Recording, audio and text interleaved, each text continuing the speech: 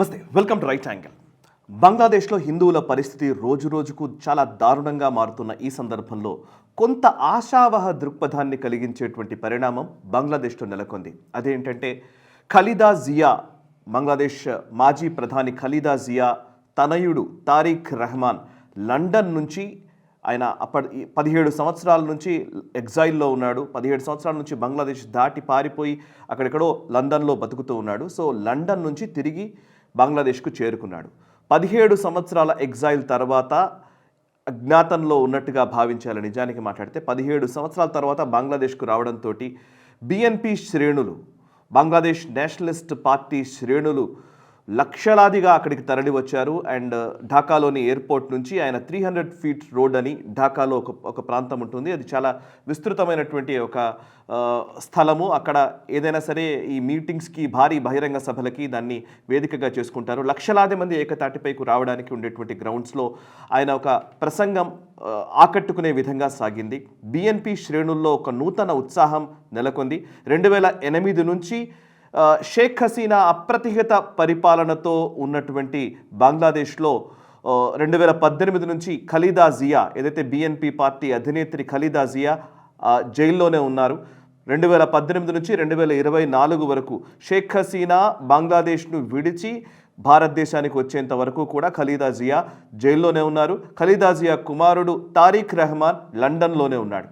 So ఇప్పుడు షేక్ హసీనా ఇక్కడికి రావడంతో అవామీ లీగ్ ప్రభుత్వం పైన నిషేధం విధించడంతో ఇప్పుడు మళ్ళీ బిఎన్పి, బంగ్లాదేశ్ నేషనలిస్ట్ పార్టీ ఈ ఎన్నికల్లో, బంగ్లాదేశ్ ఎన్నికల్లో తన పాత్రని నిరూపించుకోవడం కోసం, తన పట్టును నిలుపుకోవడం కోసం ప్రయత్నాలు ముమ్మరం చేస్తున్న ఈ టైంలో తారిక్ రెహమాన్ రిటర్న్ రావడం అనేది ఆసక్తికరంగా ఉంది. ఇక బంగ్లాదేశ్ హిందువులతో నేను మాట్లాడుతూ ఉన్నాను. వాళ్ళందరూ చెప్తున్నది ఏంటంటే అక్కడ ఉన్నటువంటి పొలిటికల్ పార్టీలు, పొలిటికల్ సిచ్యువేషన్ చూసినట్లయితే మహమ్మద్ యూనస్కి నిజానికి ఎలక్షన్స్ జరగకూడదన్న భావన ఉంది. ఇంకోవైపు జమాతే ఇస్లామీ పూర్తి పాకిస్తాన్ అనుకూల ధోరణిని, ఇంకా చెప్పాలంటే మత ఛాందసవాద ధోరణిని కలిగి ఉండేటువంటి జమాతే ఇస్లామీ ఈసారి ఎన్నికల్లో డైరెక్ట్గానే ఎలక్షన్స్లో ప్రచారంలోకి పాల్గొంటోంది అండ్ పోటీ చేస్తోంది. ఇంతకుముందు నుంచి కూడా పొలిటికల్ పార్టీగా ఉంది, కానీ అవామీ లీగ్ బిఎన్పి మధ్య అది చాలా చిన్న పార్టీగా ఉంటూ వచ్చింది.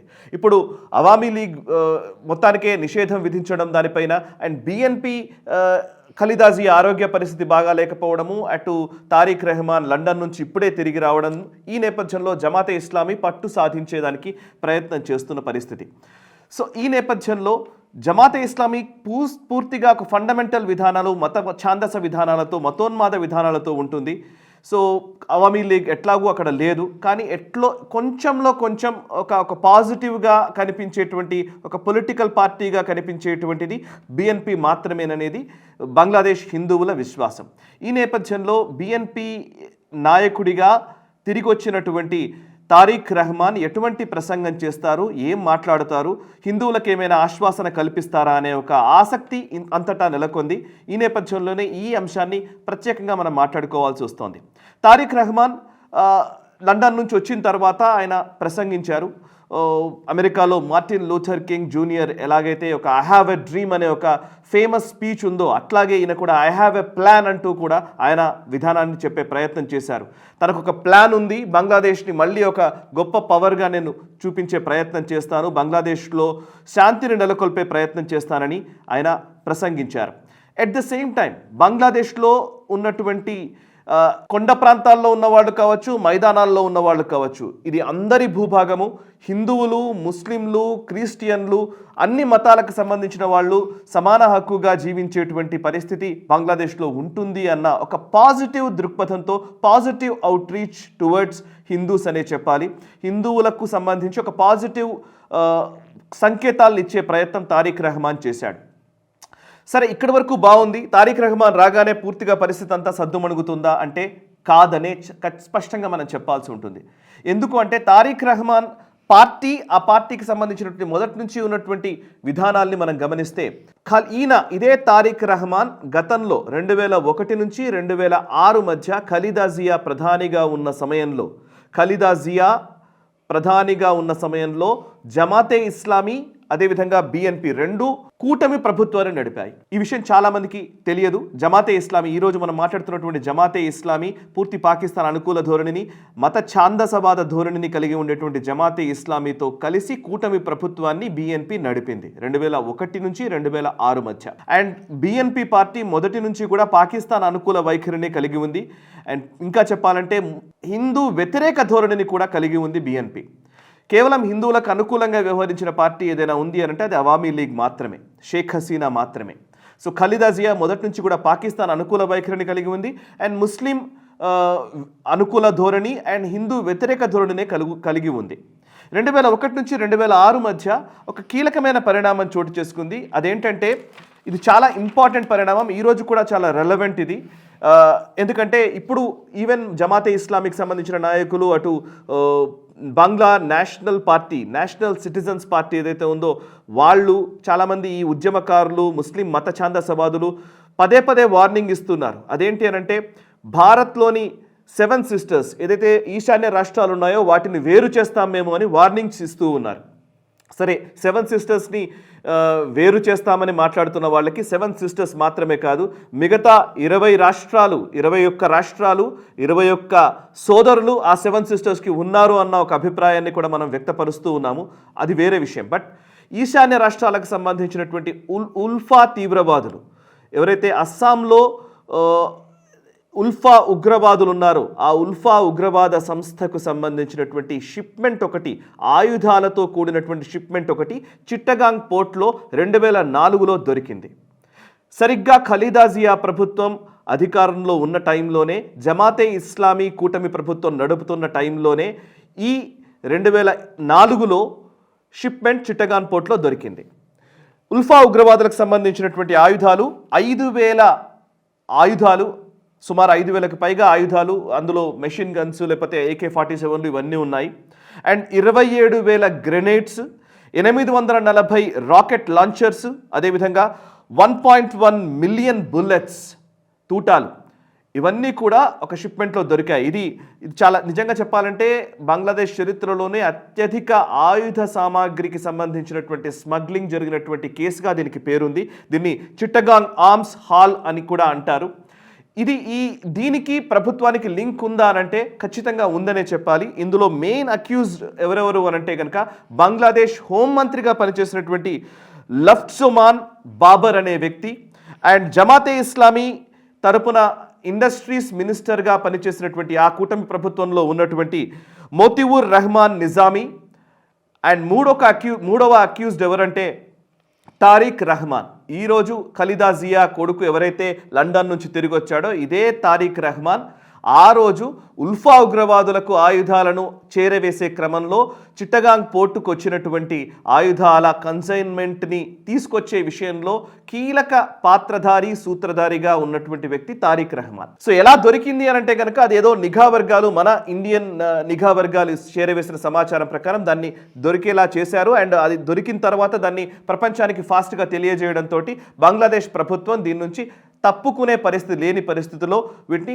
పట్టుకోవడం జరిగింది. తదనంతరం జరిగినటువంటి ఇన్వెస్టిగేషన్స్లో, విచారణల్లో వీళ్ళ ముగ్గురు పేరు ఉన్నట్టుగా, వీళ్లే చేసినట్టుగా కూడా తెలిసింది. ఎందుకు అనంటే కనుక ఉల్ఫా ఉగ్రవాది పారిష్ బారువా అతను ఢాకా వేదికగా ఈ తారిక్ రహమాన్తో చర్చలు జరిపి అండ్ బంగ్లాదేశ్ గవర్నమెంట్కి సంబంధించినటువంటి వాళ్ళతో చర్చలు జరిపి ఎట్టకేలకు వేరే ప్రాంతం నుంచి, ఎక్కడి నుంచి వచ్చాయో తెలియదు, అది కరాచీ నుంచి వచ్చాయా లేకపోతే ఇంకో దగ్గర నుంచి వచ్చాయో తెలియదు, చిట్టగాంగ్ పోర్టుకి ఈ ఆయుధాల కన్సైన్మెంట్ వచ్చింది. ఇక్కడ చిట్టగాంగ్ నుంచి దాన్ని మెల్లిగా అస్సాంలోకి స్మగుల్ చేసి ఉల్ఫా ఉగ్రవాదులకు చేరవేసే విధంగా ప్లాన్ చేశారు. అదృష్టవశాత్తు అది చిట్టగాంగ్ పోర్ట్లోనే దొరికింది అండ్ వెలుగులోకి వచ్చింది. బయటకు ప్రపంచానికి తెలియజేయడానికి ఆస్కారం కలగడంతో ఈ విషయం అంతా మనకు అర్థమైంది. సో అంటే ఇప్పుడు అర్థం చేసుకోవాల్సింది ఏంటంటే తారిక్ రహమాన్ రాగానే పూర్తిగా హిందువులకు రక్షణ కలుగుతుందనో, పూర్తిగా ఏదో భారతీయ అనుకూల విధానాల్ని కలిగి ఉంటాడనో చెప్పడానికి వీల్లేదు అని చెప్పడానికే ఈ ఉదాహరణ నేను కోట్ చేశాను. అండ్ 2004లో వచ్చినటువంటి ఈ ఆయుధాలకు సంబంధించినటువంటి స్మగ్లింగ్ కేసు ఒకవైపు ఉంటే, ఇంకొక వైపు ఇదే జమాతే ఇస్లామీతో బిఎన్పి, బంగ్లాదేశ్ నేషనలిస్ట్ పార్టీ అంటగాగిన సందర్భాలు అనేకం. సో ఇవాళ ఇద్దరి మధ్య పోటీ ఉన్నట్టుగా కనబడుతోంది. కానీ ఎవరు గెలిచినా అది పాకిస్తాన్ అనుకూల ధోరణిని కలిగి ఉండడానికి ఆస్కారం ఎక్కువగా ఉంది. సరే, ఈరోజు గుడ్డిలో మొల్లలాగా అవామీ లీగ్ అసలు ఎన్నికల బరిలోనే లేదు కాబట్టి, జమాతే ఇస్లామీతో పోటీ పడాల్సిన పరిస్థితి వచ్చింది కాబట్టి బీఎన్పీకి, సో బీఎన్పీ కొంతమేర హిందువులను ఆకట్టుకునే విధంగా ప్రచారం చేయవచ్చు, హిందువుల పక్షాన ఉన్నట్లుగా కనిపించే ప్రయత్నం చేయవచ్చు. ఏది ఏమైనా జమాతే ఇస్లామీతో పోల్చితే బీఎన్పీ కొంత నయమేమో, ఎందుకంటే పొలిటికల్ ఇంట్రెస్ట్లు ఉన్నాయి కాబట్టి, అండ్ కరప్షన్లో నిమగ్నమైనటువంటి పార్టీ కాబట్టి, కరప్షన్లో కూరుకుపోయినటువంటి ఖలీదా జియా ప్రభుత్వము అండ్ తారిక్ రెహమాన్లు వీళ్ళపైన అనేక అవినీతికి సంబంధించినటువంటి ఆరోపణలు ఉన్నాయి కాబట్టి మేబీ వీళ్ళని హ్యాండిల్ చేయడం కొంచెం ఈజీ అవుతుందేమో. ఇప్పుడు జమాతే ఇస్లామీ లాగా పూర్తిగా మతోన్మాద ధోరణిలోకి వెళతారో వెళ్ళరో తెలియదు. అండ్ 17 సంవత్సరాల నుంచి లండన్లో ఉంటున్నటువంటి వ్యక్తి కాబట్టి తారిక్ రెహమాన్, సో లండన్లో ఉన్నటువంటి వ్యక్తి కాబట్టి ఆ వెస్టర్న్ ఇన్ఫ్లుయెన్స్ ఉండవచ్చు. ఎట్ ద సేమ్ టైం మనం కూడా మన రీసెర్చ్ అండ్ అనాలిసిస్ వింగ్ కూడా అతనితో ఎటువంటి సంబంధాలు నెరిపిందో కూడా మనం ఇప్పుడే చెప్పలేం. సో ఈ నేపథ్యంలో ఈజీగా అంటే ఫస్ట్ ఒకటేసారి ఇక తారిక్ రెహమాన్ వచ్చాడు, బంగ్లాదేశ్ హిందువుల పరిస్థితి చక్కదిద్దుతాడు అని అనుకోవడము పొరపాటు. And at the same time BNP పూర్తిగా ఏదో పాకిస్తాన్ ధోరణిలోనే ఉంటుంది అనుకోవడం కూడా పొరపాటు. అందుకే జియో పాలిటిక్స్లో ఎప్పటికప్పుడు ఏ క్షణమైనా ఎటువంటి మార్పులైనా రావచ్చు. ఒకేసారి ముందుగానే మనం కంక్లూషన్స్లోకి వచ్చి మనం క్లారిటీ లేకుండా కంక్లూషన్స్లోకి వచ్చి ఒక అభిప్రాయానికి స్థిరపడకూడదు అనేదే నా అభిప్రాయం. సో ఓవరాల్గా ఇది బంగ్లాదేశ్లో ఉన్న పరిస్థితి. ఏమైనా కానీ ఒక హోప్ అయితే క్రియేట్ అయింది హిందువులకు సంబంధించి, హిందువులను కూడా కలుపుకొని వెళ్ళాలి, శాంతిని నెలకొల్పే విధంగా ప్రయత్నం చేస్తాను అని తారిక్ రెహమాన్ చెబుతున్న మాటల్ని స్వాగతిద్దాం. అక్కడ ఉన్నటువంటి మతోన్మాద మూకలకు భిన్నంగా ఆయన వ్యవహార శైలి ఉంటే గనక ఖచ్చితంగా ఆయన ప్రభుత్వం వచ్చే విధంగా కూడా మనం కోరుకుందాం. అంతేకాని it is just like that మనం ఒక కంక్లూజన్కి రాకూడదు అనేది నా అభిప్రాయం. అండ్ నా అభిప్రాయం మీకు నచ్చినట్టయితే వెంటనే లైక్ చేయండి, 10 మందికి షేర్ చేయండి, అండ్ మీ అభిప్రాయాన్ని కూడా కమెంట్స్ ద్వారా తెలియజేసే ప్రయత్నం చేయండి.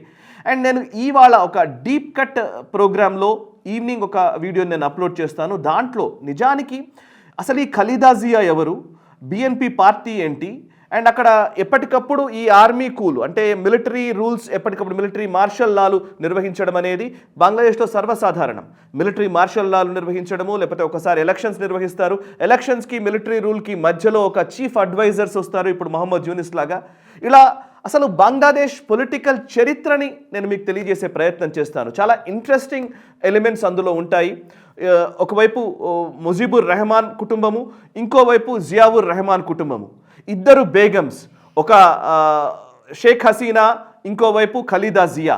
ఇట్లా ఒక కీలకమైనటువంటి ఆసక్తికరమైనటువంటి పరిణామాలతో ఇంట్రెస్టింగ్గా కనిపించేటువంటి పొలిటికల్ డైనమిక్స్తో బంగ్లాదేశ్ రాజకీయాలు ఉంటాయి. వాటికి సంబంధించినటువంటి వీడియోని నేను ఈరోజు సాయంత్రం డీప్ కట్లో మీ ముందుకు తెచ్చే ప్రయత్నం చేస్తాను.